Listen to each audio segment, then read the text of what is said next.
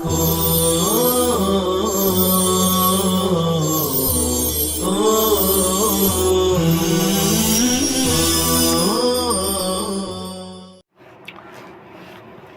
اللہ الرحمن الرحیم الحمدللہ رب العالمین والصلاة والسلام علی سید المرسلین وعلی آلہ وصحابہ الطیبین الطاہرین۔ باب ما جاء فی توقعات رسول اللہ صلی اللہ علیہ وسلم۔ عزیز طلبہ، توقع یہ فعلا کے وزن پر ایسے ہے جیسے ہمزہ لومزہ، واو کاف حمزہ مادہ ہے جس کے معنی ٹیک لگانے، تکیہ لگانے کے۔ توقع اصل میں وقع ہے، واو کو تا سے بدل دیا، جیسے توراس توجا اصل میں وراس وجا، اسی طرح سے اصل میں وقع، اس میں واو کو تا سے بدل کے توقع کر دیا۔ بہرحال یہ باب آپ صلی اللہ علیہ وسلم کے تکیہ کے ذکر میں ہے۔ پہلی روایت ہے حضرت جابر بن سمرہ کی، کہتے ہیں رأیت رسول اللہ صلی اللہ علیہ وسلم متکئا علی وسادہ علی یساری، کہ میں نے آپ صلی اللہ علیہ وسلم کو دیکھا اپنے بائیں پہلو پر، بائیں جانب تکیہ پر ٹیک لگائے ہوئے۔ آپ صلی اللہ علیہ وسلم تشریف فرما تھے اور تکیہ آپ کی بائیں جانب تھا اور اس تکیہ پر آپ ٹیک لگا کر کے بیٹھے ہوئے تھے۔ یہاں علی یسارہ کا جو لفظ ہے یہ کوئی قید نہیں ہے کہ آپ بائیں طرف ہی تکیہ لگا کر کے بیٹھتے تھے، بلکہ آپ بیٹھے تھے، بائیں جانب تکیہ پڑا ہوا تھا۔ یہ صراحت تقیید کے لیے نہیں، قید بیان کرنے کے لیے نہیں، بلکہ بیان واقع کے لیے۔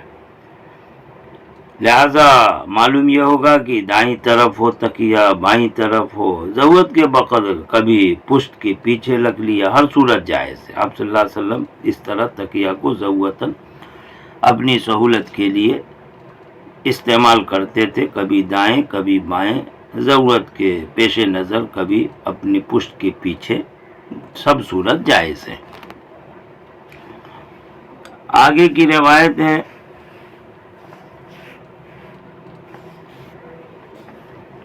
جس روایت میں حضرت عبد الرحمن بن ابی بکرہ اپنے والد سے روایت کرتے ہیں، یعنی ابو بکرہ سے۔ وہ کہتے ہیں کہ آپ صلی اللہ علیہ وسلم نے فرمایا الا احدثکم باکبر الکبائر، کیا میں تمہیں بڑے بڑے کبیرے گناہ نہ بیان کر دوں؟ یعنی کبیرہ گناہ ہے، اس میں بھی جو بڑے کبیرہ گناہ ہوں، کیا میں تم سے وہ کبیرہ گناہ جو بڑے بڑے ہیں بیان نہ کروں؟ قالو صحابہ نے کہ بلا کیوں نہیں۔ کوئی بات بہت اہم ہوتی ہے تو اہمیت کے پیش نظر اور توجہ اور شوق سے سننے کے لیے آپ صلی اللہ علیہ وسلم یہ طریقہ اختیار کرتے تھے، کیا میں تم سے یہ نہ کہوں، یہ بات بیان نہ کروں؟ کہتے ہیں قالو صحابہ نے کہا بلا یا رسول اللہ، کیوں نہیں اللہ کے رسول، بتائیے کہ وہ بڑے بڑے گناہ کیا ہیں جو کبیرہ بھی ہے اور ان میں بھی بڑے ہیں۔ قال تو حضور نے فرمایا الاشراک باللہ، اللہ کے ساتھ شرک کرنا، ظاہر ان الشرک لظلم عظیم، شرک تو بڑا ظلم ہے، یہ بڑا گناہ ہے۔ وعقوق الوالدین، دوسرے نمبر پہ فرمایا والدین کی نافرمانی، والدین کی نافرمانی چاہے والد ہو یا والدہ ہو یا دونوں ہو، یہ بڑے گناہوں میں سے اللہ کے ساتھ شرک کرنے کو بڑا گناہ قرار دیا، اور پھر ساتھ ساتھ والدین کی نافرمانی کو بیان کیا۔ معلوم ہوا شرک کے بعد سب سے بڑا گناہ والدین کی نافرمانی۔ قال راوی کہتے وجلس رسول اللہ، آپ صلی اللہ علیہ وسلم بیٹھے ہوئے تھے، وکان متکئا، آپ ٹیک لگائے ہوئے تھے۔ قال کہتے ہیں راوی وجلس رسول اللہ، آپ صلی اللہ علیہ وسلم بیٹھ گئے، بیٹھے ہوئے نہیں تھے، آپ صلی اللہ علیہ وسلم بیٹھ گئے، مطلب یہ ہے کہ وکان متکئا، درحال ہے کہ آپ ٹیک لگائے، یعنی آپ صلی اللہ علیہ وسلم تکیے پر ٹیک لگا کر ذرا ٹیڑھے تھے سہارے کے ساتھ، اب سیدھے اٹھ کر کے بیٹھ گئے۔ یہ روایت کا مطلب ہے بیٹھے ہوئے تھے نہیں، بیٹھے تو تھے ہی، لیکن تکیہ پر ٹیک لگائے سہارا لے کر بیٹھے تھے، اب وہ سیدھے بیٹھ گئے۔ اس کو راوی کہتے ہیں وجلس رسول اللہ، اور آپ صلی اللہ علیہ وسلم سیدھے اٹھ کر کے بیٹھ گئے، وکان متکئا، درحالے کہ آپ پہلے تکیہ پر ٹیک لگا کے ذرا سہارا سے بیٹھے تھے۔ قال، اور پھر آپ نے فرمایا وشہادت الزور، اور جھوٹی شہادت، جھوٹی گواہی۔ راوی کو شک ہو رہا ہے کہ حضور نے شہادت الزور کہا یا او قول الزور، او قال قول الزور، یا حضور نے جھوٹی بات فرمایا یعنی جھوٹی گواہی، یہ بڑے بڑے کبیرہ گناہوں میں سے، یا جھوٹی بات بولنا، قول کاذب، جھوٹی بات بولنا۔ قال، راوی کہتے فما زال رسول اللہ، یہ بات برابر آپ صلی اللہ علیہ وسلم کہتے رہے، یقولها، یہ بات یعنی وہ شہادت الزور یا وہ شہادت یا قول الزور، یہ حضور قدر بولتے رہے حتی قلنا، یہاں تک کہ ہم نے یعنی صحابہ نے کہا لیتہ سکت، کاش کہ آپ خاموش ہو جاتے۔ اکبر کبائر، کبیرہ گناہ، کبیرہ گناہ کی تعریف میں مختلف اقوال بیان ہوئے ہیں۔ کبائر یہ کبیرہ کی جمع ہے۔ ایک قول یہ ہے کہ ایسا گناہ جس کے بارے میں سخت وعید نازل ہوئی ہو کتاب اور سنت میں۔ دوسرا قول یہ ہے کہ وہ گناہ جس میں شرعی حد وارد ہوئی ہو، حد شرعی کا حکم ہو، اس کو کبیرہ گناہ کہتے ہیں۔ علامہ انور شاہ کشمیری رحمۃ اللہ علیہ فرماتے ہیں کہ صغیرہ کبیرہ یہ امر اضافی ہے، ہر گناہ اپنے سے بڑے کی طرف نسبت کرتے ہوئے صغیرہ ہوتا ہے، اور اپنے سے چھوٹے گناہ کی طرف نسبت کرتے ہوئے کبیرہ ہو جاتا ہے۔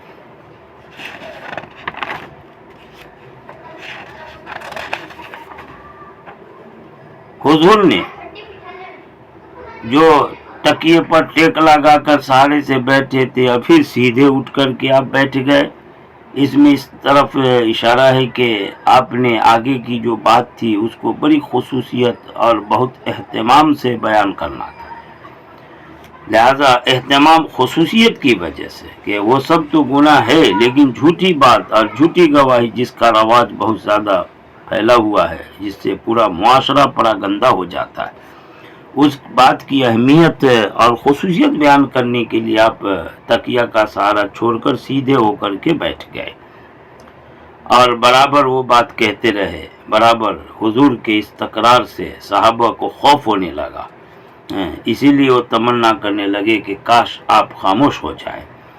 بار بار تکرار سے بھی اہمیت کو بتانا مقصود ہے۔ اب صحابہ نے جو کہا کہ کاش کہ آپ خاموش ہو جائیں، تو مطلب یہ ہے کہ اس بار بار تکرار سے کہیں آپ کی نازک طبیعت پر گرانی نہ آ جائے، یا یہ کہ ڈر محسوس ہوا کہیں آپ کی زبان مبارک سے ایسے کلمات نہ نکل جائیں جو نزول عذاب کا سبب بن جائے۔ اس وجہ سے صحابہ نے یہ تمنا کی کہ کاش کہ آپ صلی اللہ علیہ وسلم خاموش ہو جاتے، آپ یہ بات بار بار نہ بیان کرتے۔ آگے کی روایت ہے جس میں حضرت ابو جحیفہ ہے، کہتے ہیں کہ حضور نے فرمایا اما انا بہرحال میں فلا آکل متکیا، تو میں ٹیک لگا کر کھانا نہیں کھاتا، کیونکہ ٹیک لگا کر تکیے وکیے پر سہارا لے کر کے، مسند پر سہارا لے کر کے کھانا کھانا یہ تواضع کے خلاف ہے، اور اس سے پیٹ پھیلا ہوا ہوتا ہے، زیادہ کھائے جانے کا یہ سبب بھی ہے۔ پیٹ بھلے خوب بڑھ جاتا ہے، لیکن صورت ہضم یعنی جلدی کھانا ہضم ہو جائے وہ چیز حاصل نہیں ہوتی ہے، اور سب سے خراب بات یہ ہے کہ یہ جاہلانہ طریقہ ہے۔ جاہلیت میں لوگ محض اپنی شان بگھارنے کے لیے اس طرح کھاتے تھے، اور عجمی بادشاہوں کا اور متکبرین کا یہ طریقہ ہے۔ اس وجہ سے آپ صلی اللہ علیہ وسلم نے کہا کہ بہرحال میں ٹیک لگا کر کھانا نہیں کھاتا، یعنی اس کو میں پسند نہیں کرتا۔ آگے کی روایت وہی ہے، لیکن متن میں اور سند میں فرق ہے۔ پہلی کی روایت جو امام ترمذی نے بیان فرمائی حدثنا قتیبہ بن سعید، اور دوسری روایت جو بیان فرما رہے حدثنا محمد بن بشار، مضمون حدیث کا ایک ہی ہے، لیکن سند اور متن میں فرق ہے. سند کا فرق تو ابھی بتا دیا کہ پہلی جو روایت تھی حدثنا قتیبۃ بن سعید، اور یہاں جو روایت ہے حدثنا محمد بن بشار، گویا کہ ایک ہی مضمون کی روایت دو سندوں سے.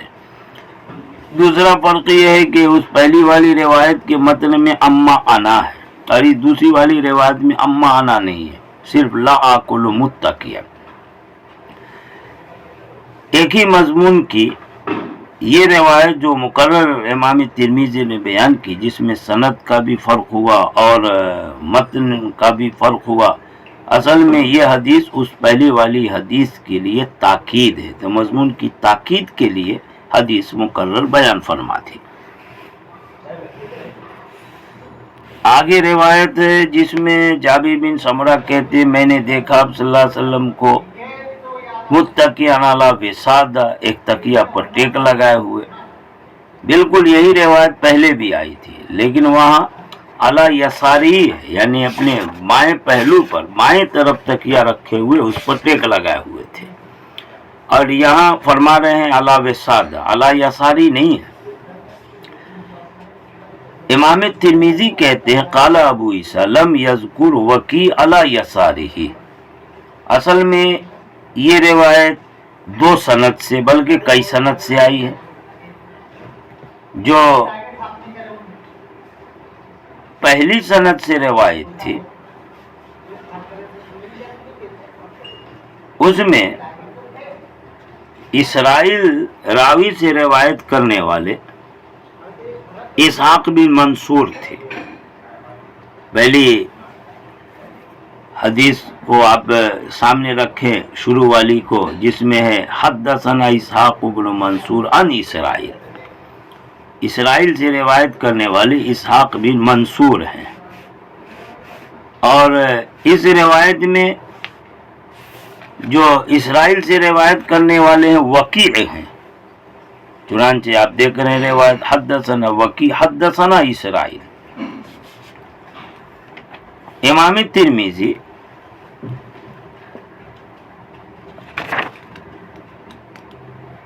پہلی والی سند کی جو روایت تھی جس میں علی یساری کا لفظ تھا اس پر اعتراض کر رہے ہیں کہ اسرائیل سے روایت کرنے والے کئی راوی ہیں. ایک تو ماقبل میں اسحاق بن منصور آئے، انہوں نے اپنی روایت میں علی یساری کا لفظ نقل کیا، لیکن اسرائیل سے روایت کرنے والے دوسرے راوی جو وکیع ہیں، جیسا کہ یہاں روایت بیان کی، وکیع نے علی یساری کا لفظ ذکر نہیں کیا. اور آگے اور فرماتے ہکذا روا غیر واحد عن اسرائیل نحو روایت وکیع. اور اسی طرح اسرائیل سے ایک کے علاوہ یعنی اور متعدد راویوں نے روایت کی اور وکیع ہی کی طرح روایت کی، یعنی اس میں علی یساری کا لفظ نہیں ہے. اور آگے کہتے والا نعلم احدن، اور ہم نہیں جانتے کسی کو بھی جس نے روایت کی ہو اور اس میں علی یساری کا ذکر کیا ہو سوائے اس کے جو روایت اسحاق بن منصور نے اسرائیل سے کی. معلوم ہوا کہ ایک روایت ہے جس میں کئی راوی ہیں اور سب اسرائیل سے روایت کرتے ہیں، مگر اسرائیل سے روایت کرنے میں وکیع ہیں یا ان کے علاوہ دوسرے، ان سب نے تو علی یساری کا لفظ ذکر نہیں کیا. البتہ ایک راوی ہیں اسحاق بن منصور جن کی روایت سب سے پہلے بیان کی، صرف انہوں نے علی یساری کا لفظ ذکر کیا. یہ عبارت لا کر اصل میں امام ترمذی یہ بتانا چاہتے ہیں کہ اسحاق بن منصور نے جو اسرائیل سے وہ حدیث بیان کی جس میں علی یساری کا لفظ ہے، وہ علی یساری ہی یہ شاید سہون نقل ہو گئے، اور حضور کا معمول دائیں طرف تکیہ رکھنے کا تھا نہ کہ بائیں طرف. امام ترمذی کی یہ بات صحیح ہے، لیکن دوسرے محدثین شارحین کہتے ہیں کہ علی یساری کا لفظ جو روایت میں آیا ہے اس پر اعتراض مناسب نہیں ہے. ہو سکتا ہے کسی عذر کی بنا پر حضور نے بائیں جانب تکیہ رکھا ہو، اس پر ٹیک لگا کے بیٹھے. دوسری بات یہ ہے کہ اسحاق بن منصور اگر مان لیں کہ انہوں نے یہ لفظ زائد کر دیا ہے یا شہون نقل ہو گیا یہ لفظ، تو وہ چونکہ ثقہ راوی ہیں اور ثقہ راوی کی زیادتی قابل قبول ہوتی ہے، لہٰذا اس پر جو اعتراض امام ترمذی نے کیا ہے وہ زیادہ مناسب نہیں ہے۔ یہ باب مکمل ہو گیا، آگے دوسرا باب شروع ہوگا انشاءاللہ۔ وآخر دعوانا ان الحمدللہ رب العالمین۔